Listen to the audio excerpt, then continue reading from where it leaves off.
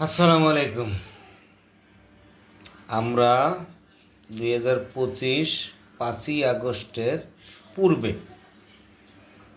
আমি বা আপনারা সবাই বলতাম যে দেশদ্রোহী, দেশবিরোধী অনেক কথা,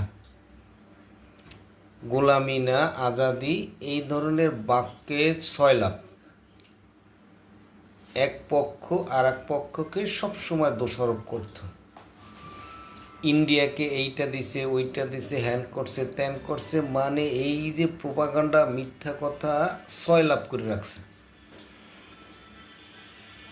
তারপরে এই 5ই আগস্ট হইল, এরপরে দেশ গোলামির থেকে আজাদিতে মুক্ত পাইল, মানে ওদের ভাষ্য মতন। এখন আমার কথা, যখন তোমরা আজাদি হইছ, এখন তো আর এই বাংলাদেশের গোলামির কোনো কথা আসার কথা না।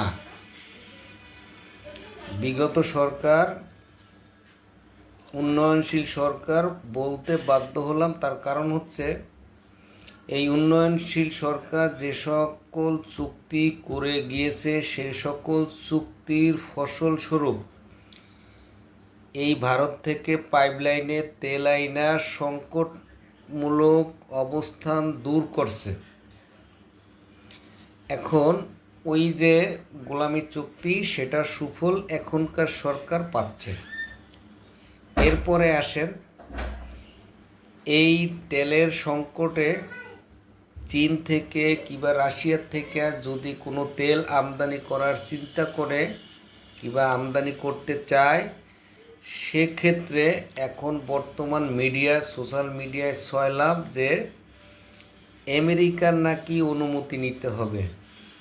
এখন আমার ওই যে সকল 5ই আগস্টের পূর্বে যে সকল ব্যক্তিরা বলতো আজাদি না গোলামি, আজাদি না গোলামি, সেই সকল ব্যক্তি এখন কথা বলে না কেন?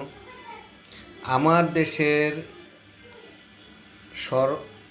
দেশের যে স্বাধীনতা, আমার দেশের যে গ্রহণযোগ্যতা, ক্রয় ক্ষমতা, সব কিছু এখন আমি বহন করতে পারবো না কেন? সেটাকে বহন করতে হইলে এই যে পশ্চিমা সাদা চামড়ার যে মানুষগুলো, তাদের কাছ থেকে অনুমতি আনতে হবে। আমি তো মনে করি আগে ছিলাম আমরা আজাদি, এখন হয়েছি আমরা গোলামি। এই কারণে কিছু